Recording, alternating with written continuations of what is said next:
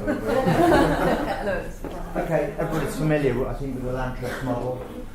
Land trust is an American invention, as most people probably know, coming out of the civil rights movement.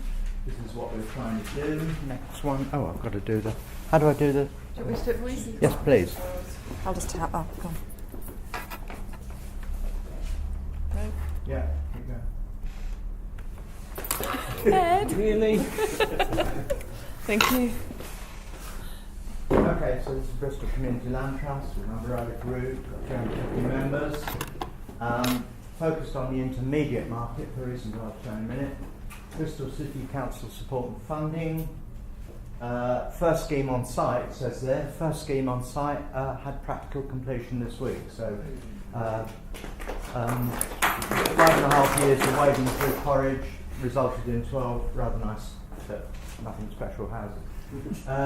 Self-build and self-finish focus. Okay, next one. This is the scheme we've just finished in fish ponds. So this is a conversion of an old Victorian schoolroom. These are a terrace of 6 new build 3-bedroom family houses surrounded by a park. So lovely site, very, very difficult, very costly. Next one. These are actually obviously out of date because we've just finished it, but just to give you an idea of the scope, yeah, run through them. Nice inside, you're going to make one bedroom studio apartments with a mezzanine with a bedroom upstairs and the roof, so very nice. Oh, that's not so good. And we've put our toe in the water to have some self-finish, which has proved incredibly difficult because the contractors don't want, self-finishers on the site. It's a pain in the neck for them. The scheme overran because we had bats, or we didn't have bats, we had bat alarms. Won't go into that. So, but we're very keen to learn about self-build and self-finish as one part of a more complex funding model. Yep. This is our second scheme. This is a 1.4 hectare site in the sort of interwar outer band of Bristol. This is a B&Q store that's just closed. This is a railway line. And it's a landlocked site surrounded by, just post-war housing, I think.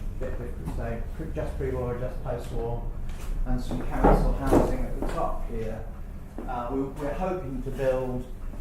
It's covered. It was allotments, now covered in a sort of blown-in wood. We're hoping to retain the wooded structure and drop about 45 to 50 units into it. Next. We had architect do us a feasibility study. We did lots of consultation with the residents because we identified the main problem with the scheme was going to be getting the residents on side and not having barriers in the street when we put a planning application, barricades in the street. Right, so, and also we've had the residents and prospective future residents of the scheme working on allocations policy, trial designs, and that's what we're hoping to do. We've got a funding package based on, and we're still working on this, it's not fixed by any means, some self-built plots to sell, to cross-finance 17 or 18 or more self-built finished apartments, probably self-finish apartments for BCLT members. I'm sorry, I'm reading it wrong. Sorry. Just go back to self-finished apartments, and and 17 for our partner housing association. Sorry, I won't bother to explain that anymore. Carry on if you would. And this is our sort of model. We've been on a visit with Vauban in Freiburg last year, so this is the kind of new urban environment we're kind of turned on by and hoping to create. Okay, back on. Yeah, and again, so there's the strength of the CLT model, building communities, not housing estates. Okay, next one if you would. Oh, sorry. And that's our Bristol's iconic little self-build scheme, which has now gone to the market. So all the little plots that were 30 grand in the early 90s to get people onto the housing ladder now have houses on them which are changing hands for the thick end of £500,000. Crystal like this one. Okay, next one. So reasons for partnering with local authorities to find new forms of funding. Skip that one. Okay, that's me. Right, that's enough of that. Okay, so I'm the chair of the Land Trust at the moment, and I've been asked to talk about problems of land supply, funding and regulation related to that BCLT experience. So the land supply, other people have mentioned the national perspective in Liverpool and in the countryside. Obviously, it's a very weird picture with the cities all increasingly overheating and the old urban industrial towns in the north where the land values are dropping. So there's a really different picture across the country. In Bristol, land is obviously, Bristol housing market is overheating like mad, and land is highly sought after in the central zones. On the other hand, of course, there's lots of opportunity in the outer ring of interwar and post-war suburbs, but it's much more difficult there to create momentum for community build and development solutions. There are some notable exceptions in Bristol, in Southmead, in Lawrence Weston.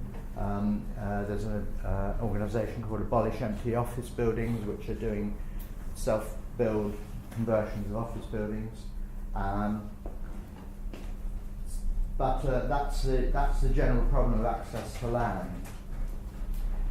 There's two essential sources of land. There's public land, and the problems there are, the problem in Bristol, and I'm sure it's replicated elsewhere, is that there's a very institutionalised schizophrenia in councils about what to do with their land.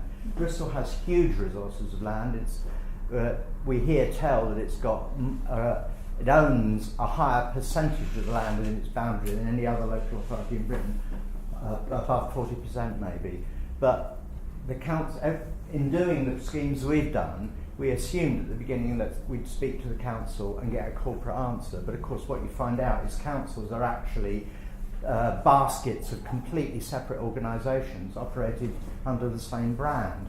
So of course, that maps onto the problem what they're going to do with their land supply, and there's half the council that wants to turn the land into capital receipts to fund austerity, and another sort of socially oriented, education, housing, social services that want to use land for good, for social purposes and make it available cheaply. And of course, Bristol and most local authorities don't have the strategic ability to sort out that schizophrenia, really.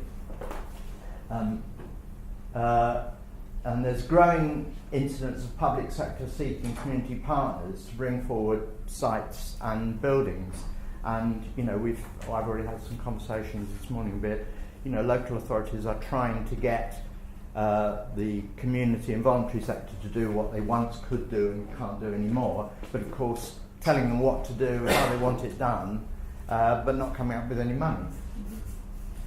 But the great reason that we and other CLTs work with local authorities is it does allow for a gradual approach to acquisition and development required by non-professionals and community processes.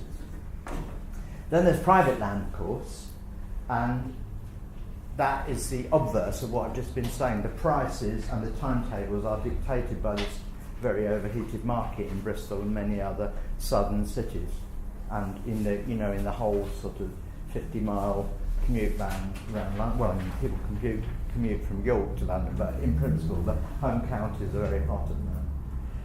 And the other thing is, of course, that the ethos of development has been dominated by the kind of secret deal culture for decades, and that's kind of quite antagonistic to the democratic and participatory processes used by community developers. Property deals are done in smoke-filled rooms, and you can't really negotiate with a developer in a community meeting. So without a war chest of some kind of money to go and kind of grab sites, it's really very, very difficult to compete for sites that commercial developers that would want and would bid for, and so you end up really only looking at sites that developers can't obviously see an economic use for.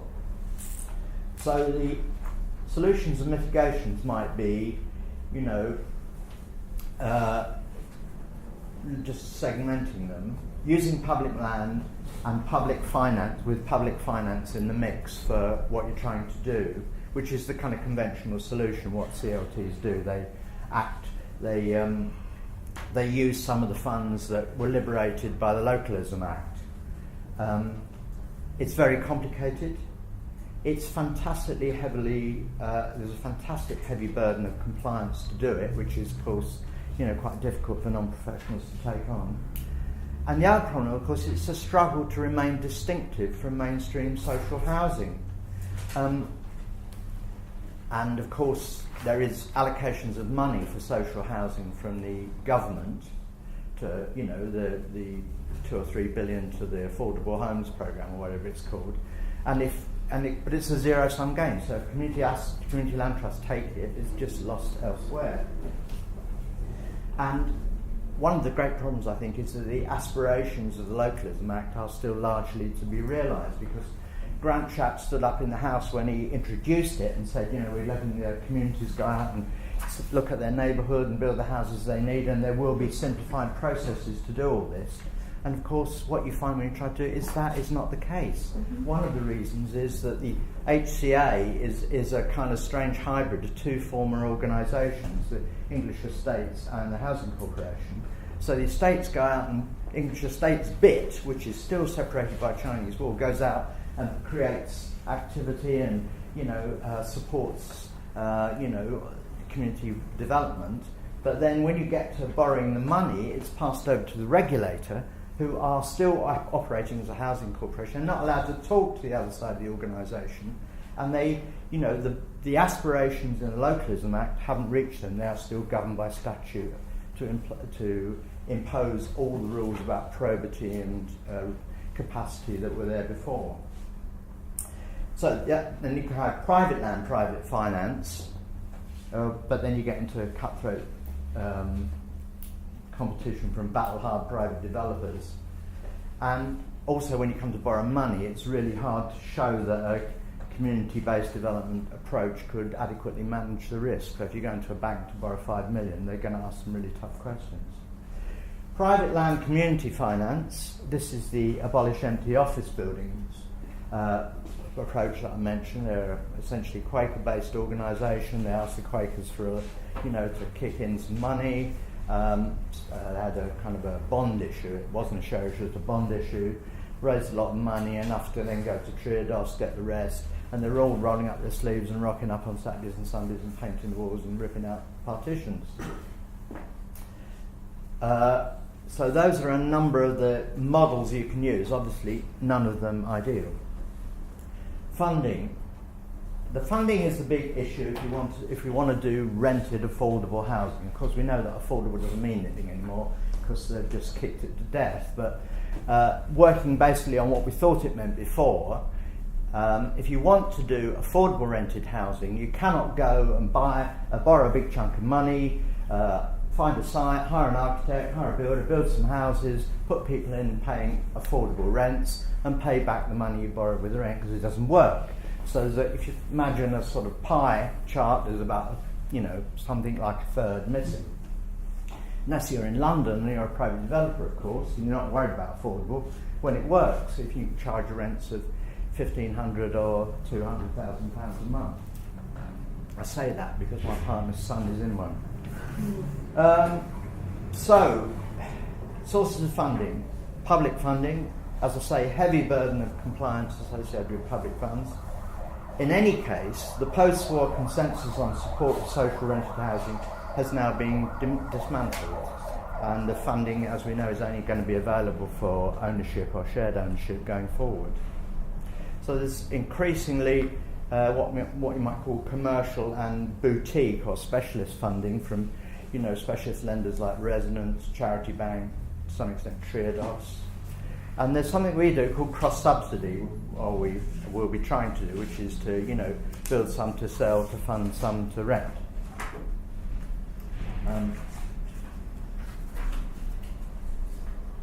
But that's only part of the funding package. Then we're also interested in self-build, as I said, which has increasing support, especially from government, because it sort of fits nicely in one of the conservative agendas and the localism thing. But there's low capacity to take this on, really, and it makes projects long and complicated and risky. Then, of course, there's the equity principle in shared ownership, where you ask everybody who wants to live there to bring some cash of their own, put it in the pot. But the trouble with all that, and I'm sure you're going to have this in Liverpool, but especially in houses with, overheated housing markets, shared equity doesn't get down to the most needy groups and individuals who haven't got any money and couldn't get any money. And there's share and bond issues, as we've already mentioned. There's a big kind of bond initiative in Bristol. It used to be called the Bristol Bond. I understand it's now called the Bristol and Bath Regional Capital. They're hoping to essentially get Bristol residents to fund in, social goods in Bristol and pay a decent return. Regulation. Localism paved way for the mainstream public housing funding to be available to community groups. And as I said, Grant Chapter launched it. The HCA has a split organisation, as I mentioned. And anyway, there's new legislation which, frightened the life out of us. Thought we were going to get when we borrowed 400,000 about from the HCA to build our first scheme, they told us that we wouldn't have to be a registered provider in order to do it. And we were 2 years in, we had a planning permission, we had a site, we had a funding package, and within a fortnight we had 2 phone calls, one from the HCA saying, we've been telling you for a year you wouldn't need to be a registered provider. Sorry, got that wrong. And another from Bristol City Council saying, that site we were going to sell you for £1, sorry, can't do that anymore. So that, so the whole thing ran off the rails for a year till we could get it back on. So we thought we were going to get caught by the new legislation, but actually the National CLT Network is one of the most effective lobbies in Westminster, we're told. So they've got exemption from the community right to buy for land trusts, and we've also got a temporary exemption, they're looking at it again, from the mandatory 1% rent reductions policies. There's a policy shift towards ownership, as I mentioned, and if you get into the public funding, taking public funding, what you get is a lot of emphasis from the HCA on capacity building, governance, and robust and accredited processes. They come and look at you all the time. They send you have to fill in returns. You have to have a capacity statement, a strategy, a board review, all that, all the time. So they are generally the main issues. The other ones that append on that, of which other people have mentioned, there is a capacity issue within communities, because all this stuff in property development is increasingly a set of highly professionalised processes and skills. So it does take a very long time to bring people up to a position where they can be effective. How can grassroots developers compete in an overheated housing market? Well, of course, this is not a new question, and the very interesting piece about Snap kind of reminds us, some of us have been at this for a bloody long time. I was inspired many years ago by this great book, The Grassroots Developers, which was written by David Rock, an architect, and published by the RIBA. It's got no date in it, but I think my copy is from about 1971, which makes it contemporaneous with Snap. And of course, out of that came the Development Trust Association, out of that came locality. Equally, my old colleague, the architect Roger Zagolovich, has just written a book saying, shouldn't we all be developers? So, everybody's been thinking about this for years. But even now, effective CLT activity is dominated by architects because of the kind of skill and capacity gap. And we because of the new role of self-build, because it's a little piece of all this that the government favours, and because it's an important, increasingly important component of funding packages for development, we're going to have to look at all this again. We're going to have to see how we can, find ways to, cut through some of the very, very long build-up processes that happened in Granby, that happened for us, and our colleagues in Lewisham in London, also dominated by trying to do something about this as well, and we're working with them. It's quite nice. We've got a sort of partnership between two schemes in two different cities. I think that's all I want to say. Thank you very much.